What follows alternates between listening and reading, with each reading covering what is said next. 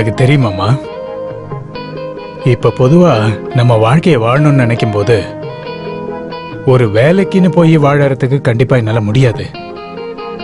என் மனசு முழுக்க சங்கீதம் தான். சங்கீதத்தோட உயர்ந்த இடத்துக்கு போகணுங்கிறது தான் என்னோட லட்சியமே. அதனாலதான் நீங்க இந்த வயசு வரைக்கும் கல்யாணம் வேணாம்னு நினைச்சீங்களா? இது வரைக்கும் நான் ஏன் கல்யாணமே பண்ணிக்கலன்னா, சங்கீத மாதிரியே பாசம் காட்டுற ஒரு தம்பியும் தங்கச்சி எனக்கு இருக்காங்க. அவங்க வளர்ந்து பெரியவங்களானதுக்கு அப்புறம் தான் எனக்கு கல்யாணம்னு இருந்தேன். அதுக்கப்புறம் தான் நான் பொண்ணு பார்க்கவே வந்தேன். அந்த பொண்ணை பார்த்தப்பவே எனக்கு தோணுச்சு அவளைதான் கல்யாணம் பண்ணணும். பண்ணிட்டேன். அது சரி, நீ ஏம்மா இது வரைக்கும் கல்யாணம் பண்ணிக்கல? நான் அந்த கல்யாண வயசை தாண்டிட்டேன்ல. அதை விடு. கல்யாணத்துக்கு முன்னாடி எல்லாருமே வயசை குறைவாதான் சொல்லுவாங்க. நீ ஓப்பனா சொல்லுமா, எத்தனை வயசை நீ குறைச்சு சொன்ன? சொல்லு. 7. அது போகட்டும். உனக்கு பாட்டு பிடிக்குமா? என் பாட்டு பிடிக்குமா? அப்படியா? நீ இன்னும் என் பாட்டை கேட்கவே இல்லையே, ஆனா பிடிக்கும்னு சொல்ற. இதுக்கப்புறம் நான் கேட்கலாம் இல்லையா? ஓ அப்படியா? நான் பெரிய இசைக்கலைஞனாகிறது உனக்கு பிடிக்குமா? ஒரு நாள் உலகம் முழுக்க என் பாட்டை எல்லாரும் கேட்பாங்க. எல்லாருமே என்ன பாராட்டுவாங்க. நான் ஒரு மியூசிக் டைரக்டர் ஆகணுமா இல்ல பின்னணி பாடகர் ஆகணுமா? இதுல உனக்கு எது பிடிக்கும்?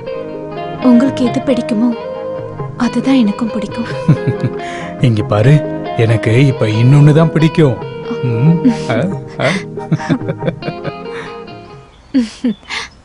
நாம இங்க உட்காரலாம். பார்த்து உட்காரு.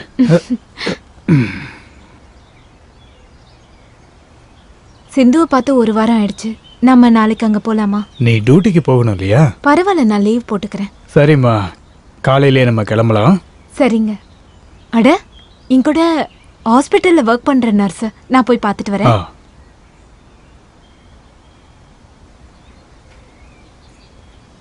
ஹாய்.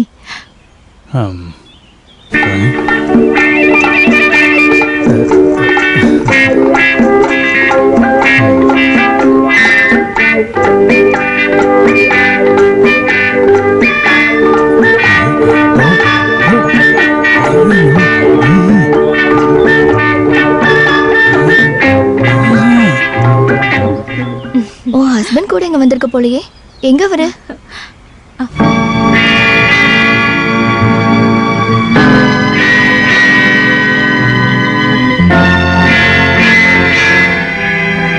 சரி விடு, அப்புறமா பாத்துக்கலாம்.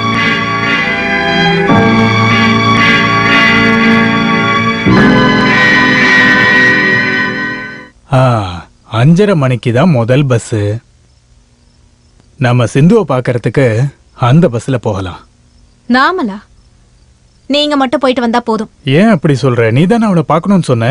கூட வரதுக்கு இன்னொருத்தி இருக்கால, அந்த பார்க்ல தான் பார்த்தனே. அவளை நீங்க கூட்டிட்டு போனா போதும். ஐயோ, அவ யாருன்னு கூட எனக்கு தெரியாதே. நான் எப்படி? ஓஹோ, தெரிஞ்சிருந்தா கூட்டிட்டு போயிருப்பீங்க போல. அப்படியே உங்களுக்கு என்ன பண்றன்னு பாருங்க. அவளை பார்த்து அப்படியே வழிஞ்சுகிட்டு இருக்காரு. என் கண்ணு முன்னாடி இப்படி நடக்குதுன்னா நான் இல்லாத போது நீங்க என்னெல்லாம் பண்ணுவீங்க? என் தலை விதி. இங்க பாருமா, என் மனசுல ஒன்ன தவிர வேற எந்த பொண்ணுக்கும் இடம் இல்ல. இனிமேல் இருக்க வாய்ப்பு இல்ல. இல்லையா? சொல்றத கேளு, தயவு செஞ்சு என்ன நம்பு. நான் எக்காரணத்தை கொண்டு உங்ககிட்ட பொய்யே சொல்ல மாட்டேமா. என் மனசளவுல உனக்கு எந்த தப்பு நான் பண்ணல. செத்து போன என் அப்பா அம்மா மேல சத்தியமா சொல்றேன். என்னங்க, நான் தான் தேவையில்லாம திட்டிட்டேங்க. என்ன மன்னிச்சிருங்க. வாங்க.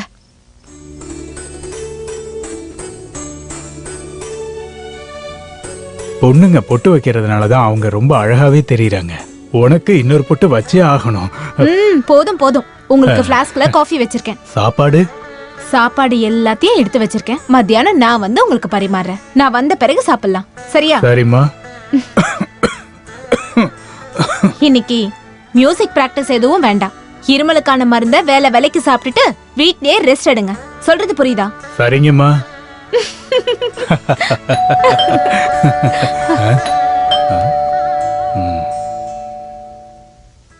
வணக்கங்க. வணக்கங்க. வாங்க வாங்க உட்காருங்க. நாங்க இந்த ஏரியாவில் இருக்கிறவங்க. ஆனா இது வரைக்கும் உங்களை சந்திச்சதே இல்லை. ஆனா உங்களை கேள்விப்பட்டிருக்கோம். நாங்க கோவிலுடைய அறங்காவலர்கள். நான் செக்ரட்டரி, தலைவர், பிரசிடென்ட். பாலக்காட்டு பாலகிருஷ்ணன் கேள்விப்பட்டிருப்பீங்களே? இல்லையே. திருவிழாவோட கமிட்டி தலைவரே நான் தான். எப்பயாவது தான் நடக்குமா? ஏய், திருவிழா எப்பவுமே வருஷம் நடந்துக்கிட்டு தான் இருக்கும். ஓ. மிஸ்டர் ரவி பிரசாத் பெரிய சிங்கர்னு இப்பதான் தெரிஞ்சுக்கிட்டோம். நம்ம கோயில் திருவிழாவில் நடக்க போற நிகழ்ச்சியில நீங்க ஒரு கச்சேரி பண்ணணும்னு கமிட்டியில எல்லாரும் சேர்ந்து முடிவெடுத்திருக்கோம். ரொம்ப சந்தோஷம். டீ எடுத்துருவோம். 281 ரூபாய் உங்களுக்கு கொடுக்கலான்னு சொல்லி கமிட்டி முடிவு பண்ணிருக்கு. சரிங்க. இந்தாங்க 101 ரூபாய் அட்வான்ஸ். அப்புறம்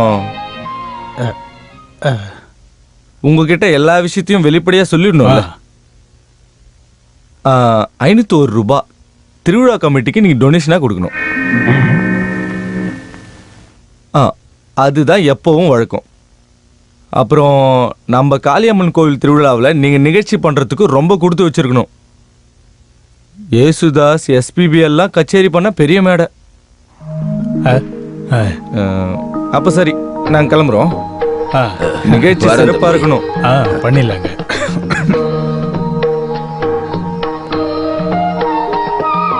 நீங்க எதுக்கு அங்க ஆர்கெஸ்ட்ராக்கு ஒத்துக்கிட்டீங்க? அட்வான்ஸ் திருப்பி கொடுத்துருக்கலாம்ல. அட விடுமா, கையில இருந்த காசு போனாலும் எனக்கு ஒரு நல்ல ஸ்டேஜ் கிடைச்சிருக்கு. நீ பாத்துக்கிட்டே இரு, நான் ஒரு கலக்குறேன். நல்லா கலக்குறீங்க பாருங்க.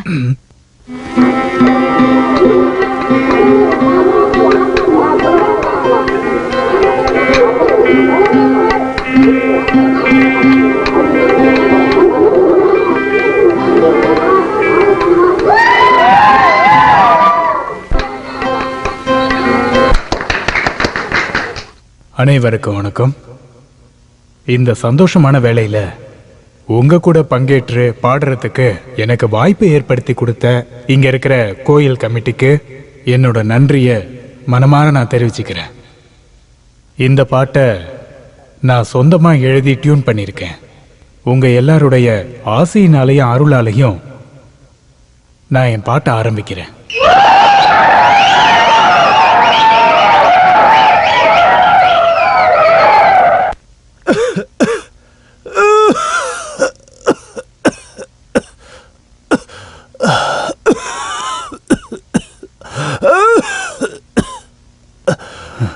டாக்டர்,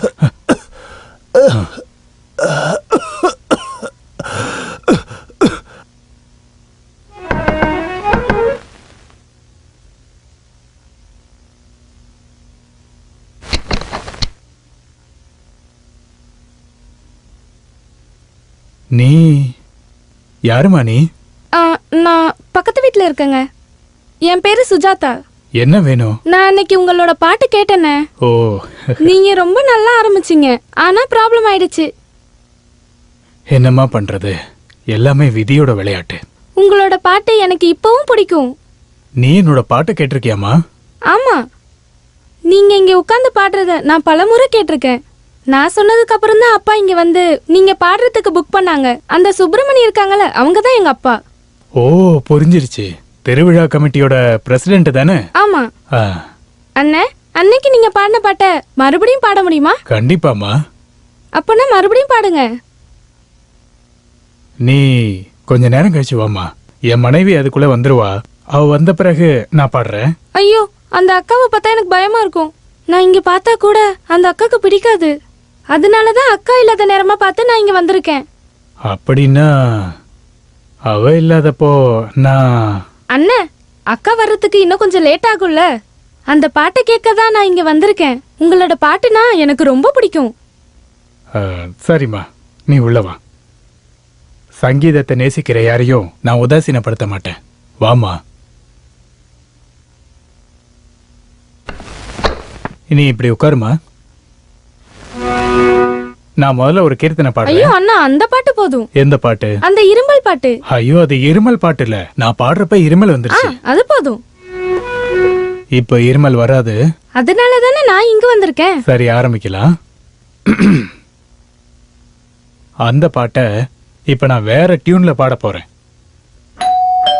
என் மனைவி வந்துட்டம்மா, நான் போய் கதவை திறக்கிறேன். ஐயோ வேணாண்ணே, எனக்கு ரொம்ப பயமா இருக்கு. நீ ஒன்றும் பயப்படாதம்மா, அவ ஒரு அப்பாவி பொண்ணு. ஐயோ அண்ணே வேணாண்ணே, நான் பின்வாசல் வழியா போயிடுறேன். நான் போய் திறக்கிறேன். ஐயோ வேணாண்ணே, நான் இங்க இருக்கிறதுனால உங்களுக்கும் பிரச்சனை வரும். என்ன பிரச்சனை வரும்? பிரச்சனை வரும்ண்ணே, இதுக்கு முன்னாடி எனக்கு நடந்ததுனால தான் நான் சொல்றேன். ஓ அப்படியாம்மா? அப்படின்னா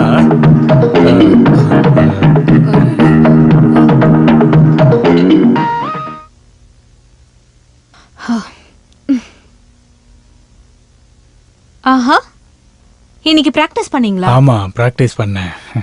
என்னங்க, நாம இன்னைக்கு சினிமாக்கு போலாமா? சினிமாவுக்கா? இன்னைக்கா? சரி, போயிட்டு வரலாம். நீ போயிட்டு குளிச்சுட்டு ரெடி ஆயிட்டு வா. குளிக்கணுமா? குளிச்சுட்டு ரெடி ஆயிட்டு வா.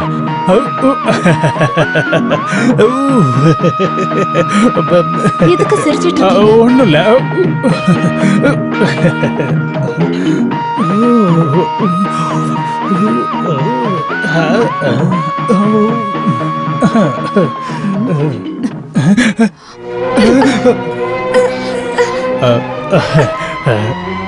அது வந்து உண்மையை சொல்லுங்க, உங்ககிட்ட தான் கேக்குறேன். அந்த பொண்ணு சொன்னதுதாம்மா உண்மை. என்னோட பாட்டை கேட்கதான் அந்த பொண்ணு வந்தா. அவ என்னோட ரசிகை மட்டும்தான். உங்க ரசிகையை கட்டில் கடியில ஒளிச்சு வச்சுதான் பாட்டு பாடுவீங்களா? ஐயோ, அவ நீ வந்தப்ப பயந்து கட்டிலுக்கு அடியில போய் ஒளிஞ்சுக்கிட்டா. என் முகத்தை பார்த்தும் கூட போய் பேசுறீங்கல்ல? ஐயோ, என் வாழ்க்கையில இது வரைக்கும் யார் முகத்தையும் பார்த்து நான் பொய் சொன்னதே கிடையாது. பேசுனதில்ல, ஆனா பண்ணுவீங்க. போதுங்க, உங்க கூட வாழ்ந்ததெல்லாம் போதும். வாய் திறந்து சொல்லுங்க, நான் மட்டும் உங்களுக்கு போதாதா? ச்சே!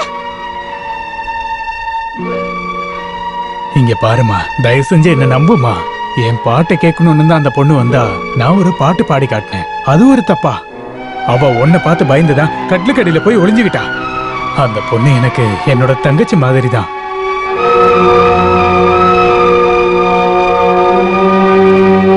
இங்க பாருமா, செத்து போன என் அப்பா அம்மா மேல சத்தியமா நான் நீங்க எதுக்காக செத்து போனவங்க மேல அடிக்கடி சத்தியம் பண்றீங்க? அப்படி சத்தியம் பண்ணாம வேற எப்படி உன்னை நம்ப வைக்கிறது? நான் இப்ப உங்களை நம்புறேன்.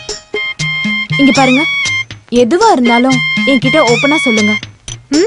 ஆ, நான் உங்களை சந்தேகப்பட்டிருக்கவே கூடாதுங்க. நீங்க என்ன மன்னிச்சிருங்க. இது எல்லாமே என்னோட சங்கீதத்தினாலதான் நடந்தது.